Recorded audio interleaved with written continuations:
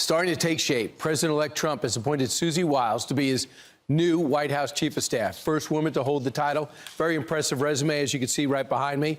You got her as running the campaign from A to Z. She's also a longtime Florida-based Republican strategist, knows the area, also knows Washington. As for the other cabinet members, you got Secretary of State. You have these finalists here. You got Hagerty, Rubio, and Rick Grinnell.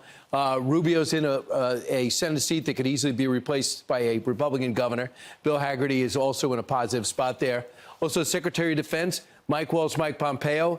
Mike Pompeo already had two positions. Secretary of State, Congressman Mike Waltz, big military background, also served with Dick Cheney as an advisor to him. Homeland Security Secretary Chad Wolf's had a job as acting, and Tom Homan could certainly do it. He also was ICE director. And on the other side, a very key position, you have Attorney General Mike Lee, Ken Paxton, or could there be somebody on the outside, someone that took on Letitia James yesterday?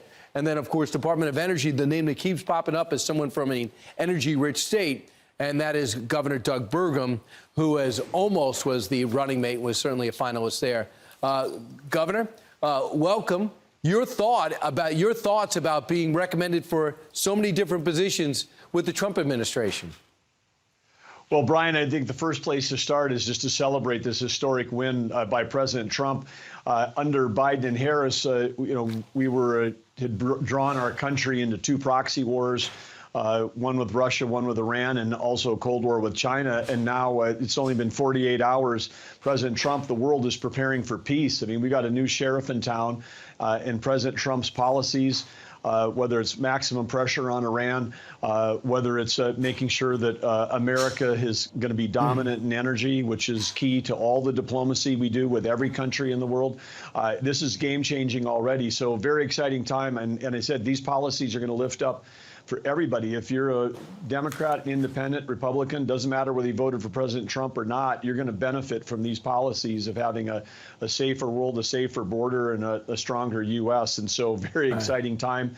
And people are flocking. The talent that is showing up, what's very different than 2016 when President Trump won unexpectedly. I mean, now, every position he has, there's 20 qualified people banging on the door wanting to get a job. And I know that President Trump and his team, fantastic choice with Susie Wiles. They're going to have the pick of the litter in putting together a fantastic team to help drive our country forward. So there's a couple of things. People look at North Dakota. They know you have this tech center expertise, too. You know Silicon Valley inside and out. You made a lot of your wealth there. But then they look at North Dakota and they see how oil-rich and energy-rich it is, third in the nation for crude oil production, and natural gas leader and exporting 82% of its natural gas out of the state. It's got coal, home to the world's largest known lignite deposit and seventh largest coal-producing state. So people think naturally energy. But I also noticed you've been doing a lot of traveling international. You have a lot of international contacts. What's that been like, and how does that possibly change your thought process?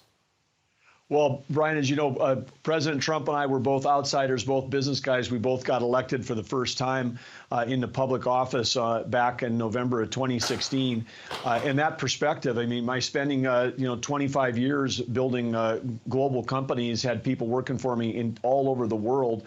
One of the things that I understand right now is that in addition to the global competition we have between great powers, President Trump understands everybody wants access to our markets. That's why tariffs are going to be such a powerful soft diplomacy tool. President Trump also understands that we're in a AI arms race with China, and to have AI for the U.S. to win that arms race, which affects every job, every industry, affects defense, we've got to have more electricity. He understands that. And so the combination of things. So I had a chance to be in Israel just over 4 weeks ago, meeting with President Netanyahu. 2 weeks ago, I was in South Korea with President Yoon.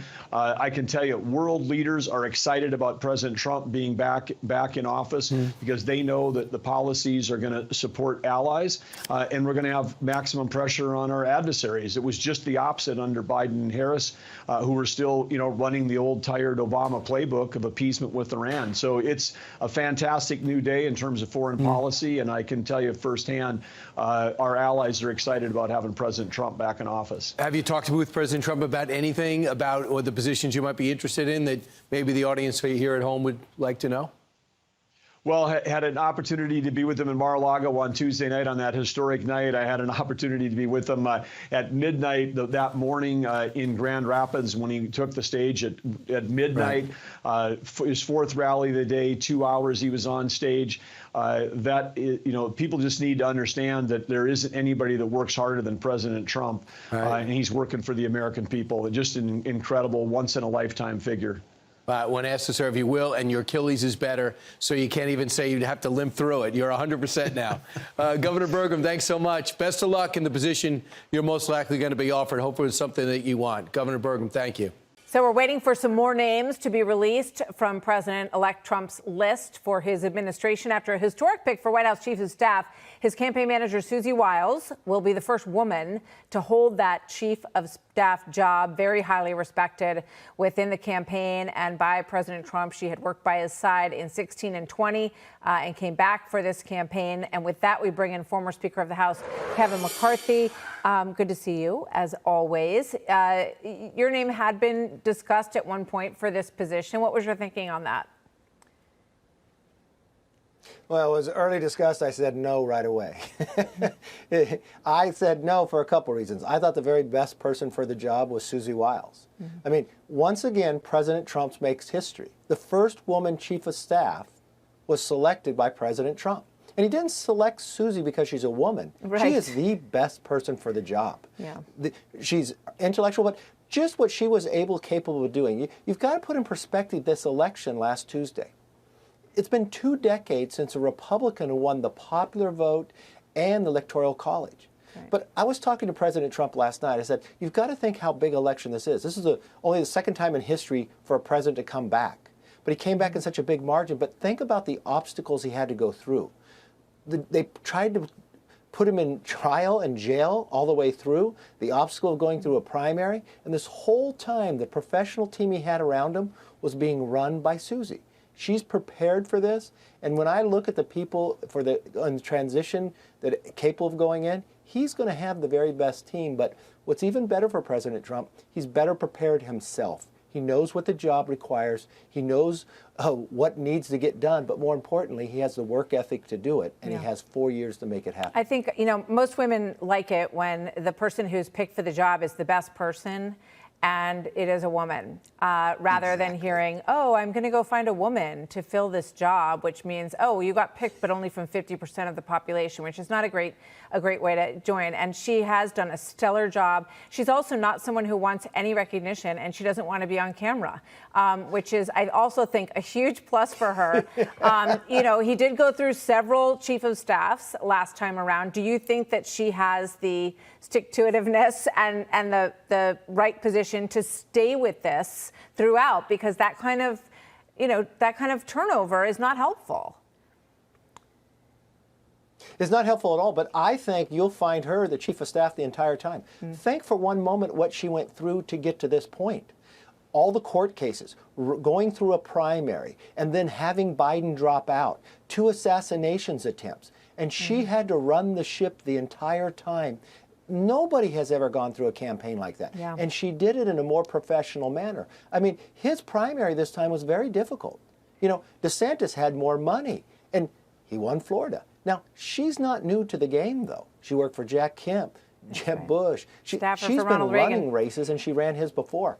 Yeah. And think of the difference between Biden. When Biden went to select somebody. Oh, we got to go. Yeah. I'm sorry. I'm running out of time. I was just going to say she's also the daughter of Pat Summerall, who I grew up watching on NFL Sunday, and also a Jersey girl, which is to her credit. So thank you very much, Kevin. Great to see you as always. Sorry, we're a bit short on time today. We hope to see you very soon. Have a great weekend. It's hard to lose.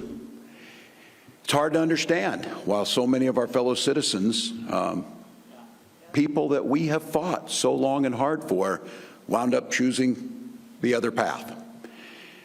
It's hard to reckon with what that path looks like over the next 4 years. Even in the face of defeat and deep disappointment, I've never felt more inspired. I've never felt more motivated. I've never felt more fired up of what's possible in this country. But it didn't work for Tim Wilz, did it? And Kamala Harris, Tim Wilz addressing a crowd in Minnesota today to say the fight goes on, but the fight with spending will go on too. And for Republicans taking charge on Capitol Hill, this horrific reality, if you look at it, $250 billion deficit for the first month of the fiscal year. That's not for the year, for the first month, October. $250 billion. Enter Kristi Noem, the South Dakota Republican governor, who made Cato's top 5 list of governors watching out for the taxpayer in one of the most efficiently run states in the entire country. Governor, very good to have you. Oh, it's great to be with you, Neil. Thanks for inviting me. Well, they'll need your advice on Capitol Hill right now, Governor, because it is a mess. And if that's our, deficit for the first month, we've got 11 other months to go. We do, Neil, and this is something President Trump is ready to tackle. If you remember, I served in Congress when he did tax reform the last time.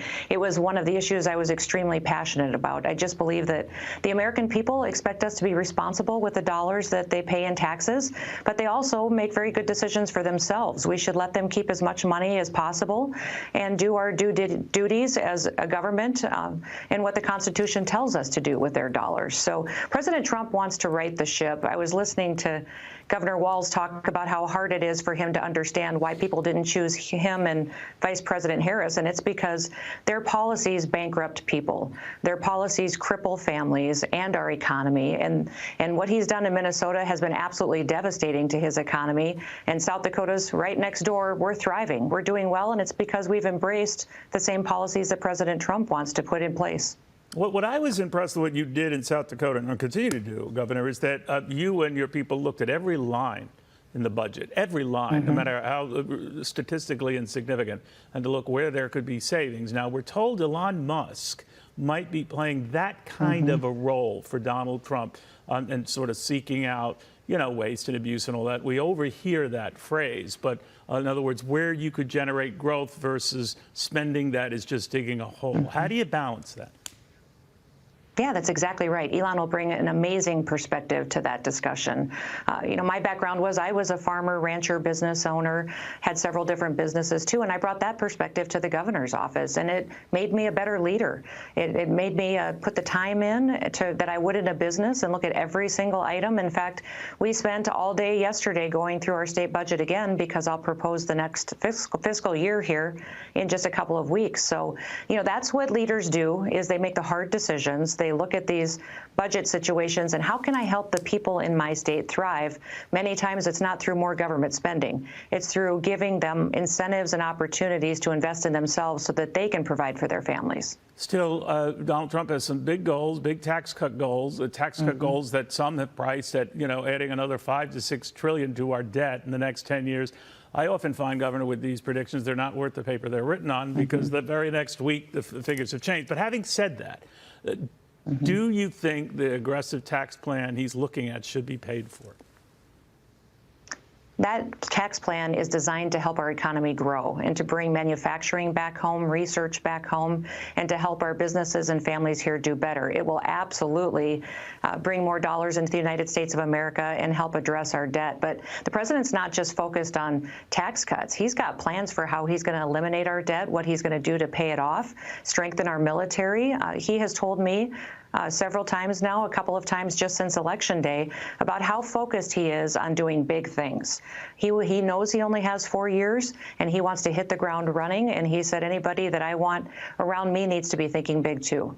All right, so big things can cost big bucks, but you think that he will have ways to pay for all of this? He will have a plan to do the right thing for the American taxpayer and the citizens that live here. He's talked to me about those. He's talked to the people of this country about some of those plans, and they've embraced them wholeheartedly. You remember the no tax on tips, no tax on Social Security, no tax on overtime. He's going to do all of those things. And we are going to thrive because people will have more dollars in their pocket, and they'll be extremely successful and happy providing for their families while our nation is more secure. Hey, Sean Hannity here. Hey, click here to subscribe to Fox News YouTube page and catch our hottest interviews and most compelling analysis. You will not get it anywhere else.